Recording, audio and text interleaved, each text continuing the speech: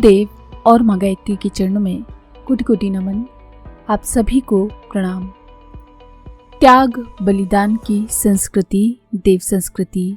इस प्रवचन में पूज्य गुरुदेव ने रामायण में भगवान श्री राम जी के द्वारा की गई लीलाओं के गूढ़ रहस्य को बड़े अच्छे तरीके से समझाया है। तो आइए श्रवण करते हैं पूज्य गुरुदेव के प्रवचन का। गायत्री मंत्र हमारे साथ साथ ओम भूर्भुवः स्वः तत्सवितुर्वरेण्यं भर्गो देवस्य धीमहि धियो यो नः प्रचोदयात्। देवियों भाइयों, दैवीय सभ्यता पर जब कभी मुसीबतें आई हैं, लोगों ने जीवन में कठिनाइयां उठाकर भी उसकी रक्षा की है। उच्च आदर्शों के लिए त्याग की, बलिदान की संस्कृति रही है ये देव संस्कृति। उन दिनों जब लंका की आसुरी सभ्यता का आतंक सब ओर छाया हुआ था, सब जगह त्राही त्राही मची हुई थी। मालूम पड़ता था कि अब न जाने क्या होने वाला है और न जाने क्या होकर रहेगा। अनीति जब बढ़ती है, अवांछनीयताएं जब बढ़ती हैं, दुष्टताएं जब बढ़ती हैं, स्वार्थपरताएं जब बढ़ती हैं, तो मित्रों सारे विश्व का सत्यानाश हो जाता है। आदमी स्वार्थी होकर के सोचता है कि हम अपने लिए फायदा करते हैं, लेकिन वास्तव में वो अपने लिए भी सर्वनाश करता है और सारे समाज का भी सर्वनाश करता है। ये है आसुरी सभ्यता। इसमें पहले आदमी स्वार्थी हो जाता है और स्वार्थांध होने के बाद में दुष्ट हो जाता है, पिशाच हो जाता है।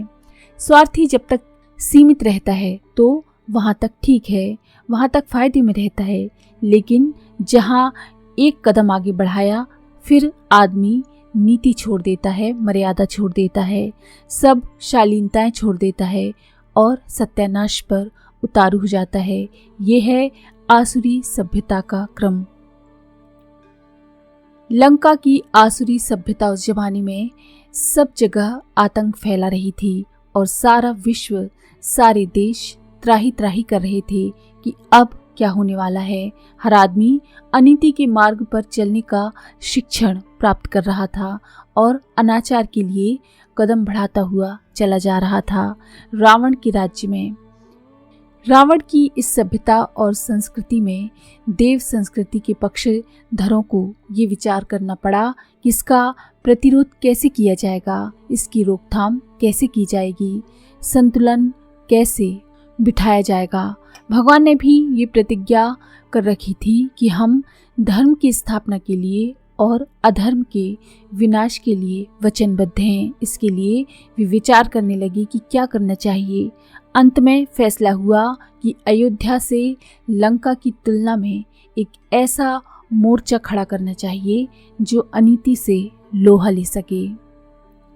मित्रों, अयोध्या में लंका के विरुद्ध मोर्चा खड़ा किया गया। एक तो मोटी सी बात ये थी कि रावण बड़ा खराब आदमी था। एक बंदूक लेकर जाइए और उसे मार डालिए, खत्म कर दीजिए। ये क्या है? ये बहुत छोटा सा तरीका है। इससे कोई संस्कृति नष्ट नहीं हो सकती, परंपराएं नष्ट नहीं हो सकती। व्यक्ति मरते हैं और फिर नए व्यक्ति पैदा हो जाते हैं। रावण के बारे में तो कहावत थी कि रामचंद्र जी जब उसको तीर मारते थे तो नया रावण बनकर खड़ा हो जाता था।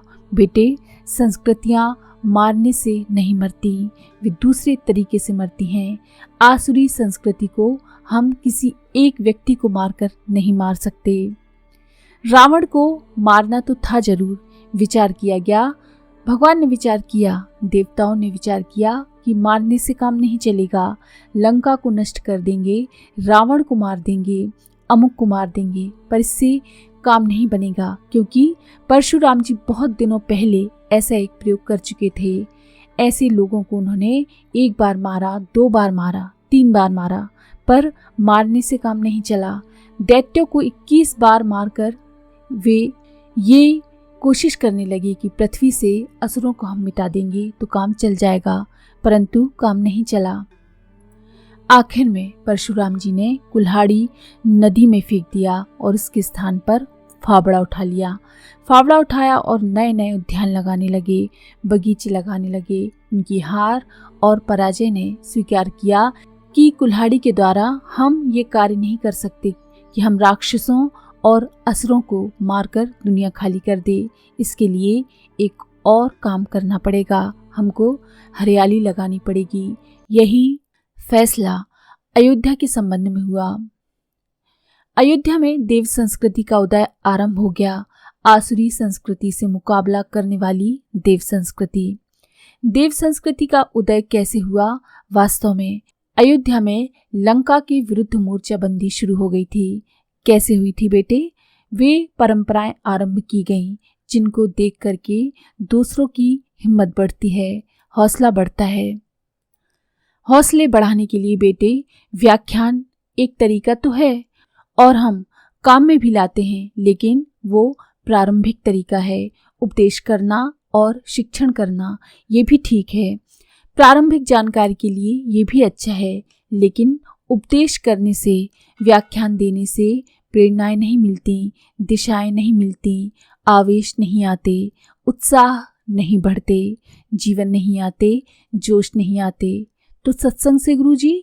नहीं बेटे, सत्संग से भी नहीं और कलम से भी नहीं। कलम से तो आप कुछ अच्छा लिखते हैं बेटे, हम अभी और अच्छा लिखेंगे, पर अगर आपका ये ख्याल है कि कलम से लिख करके आप अपना काम चला सकते हैं, तो अगर ऐसी बात रही होती तो अब तक संपन्न लोगों ने ये काम जो दुनिया चाहती है बना सकते थे।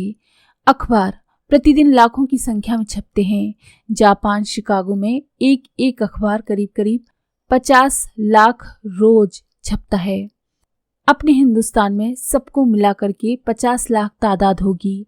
एक ही अखबार जब इतना छपता है तो इतने आदमियों तक विचार एक ही दिन में पहुंच जाते होंगे।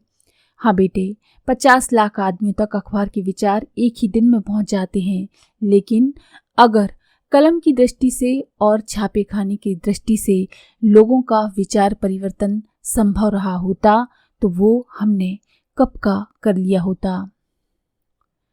और गुरुजी वाणी के द्वारा संभव रहा होता तो बेटे रेडियो स्टेशन जिनके पास हैं उनको वाणी के द्वारा व्याख्यान करने की जरूरत नहीं थी।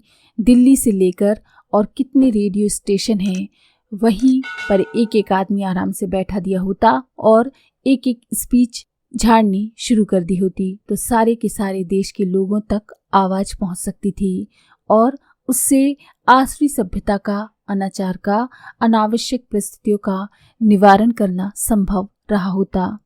क्या ऐसा संभव हो सकता है? नहीं, ऐसा संभव नहीं हो सकता। इसीलिए मित्रों, देवताओं को क्या करना पड़ा कि अयोध्या से दैवी सभ्यता की शुरुआत करनी पड़ी। कैसे शुरुआत करनी पड़ी? वहाँ जो आदमी छोटे से खानदान में थे, उन्होंने कहा कि हम अपने नमूने पेश करेंगे लोगों के सामने कि दैवी सभ्यता कैसी होती है और हम इस सभ्यता का विकास क्यों करना चाहते हैं, दैवी सभ्यता के पीछे क्या परिणाम निकल सकते हैं। ये साबित करने के लिए दशरथ के कुटुंब ने, परिवार ने उसी तरह के नमूने पेश करने शुरू कर दिए जैसे कि लंका वालों ने किए थे। उन्होंने क्या पेश किए थे?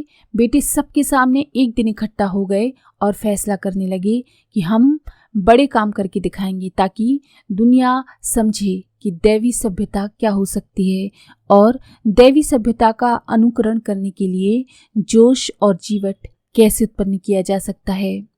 विश्वामित्र जी ने वहां से शुरुआत की और राजा दशरथ से कहा कि आप अपने बच्चे हमारे हवाले कर दीजिए। उन्होंने कहा, बच्चे तो हमको जान से भी प्यारे हैं, हम उन्हें IAS बनाएंगे, PCS बनाएंगे, आप इन्हें कहाँ ले जा सकते हैं? विश्वामित्र ने कहा, IAS PCS तो पीछे बनते रहेंगे, पहले इन्हें मनुष्य बनाना चाहिए और देवता बनना चाहिए। विश्वामित्र और दशरथ जी के बीच जद्दोजहद तो बहुत हुई, लेकिन दैवी सभ्यता की, संस्कृति की शुरुआत तो कहीं से करनी ही थी।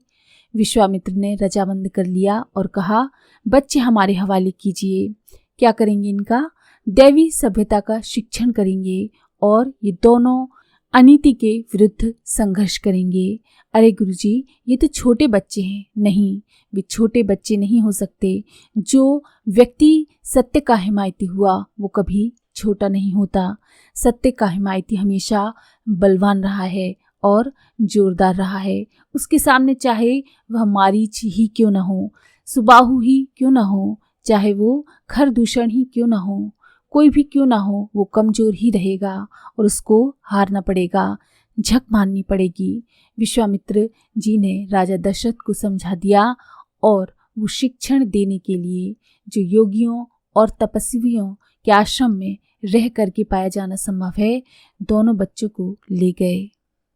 अगले वीडियो में हम जानेंगे कि किस तरह से भगवान राम और उनके भाइयों का शिक्षण हुआ। आज के लिए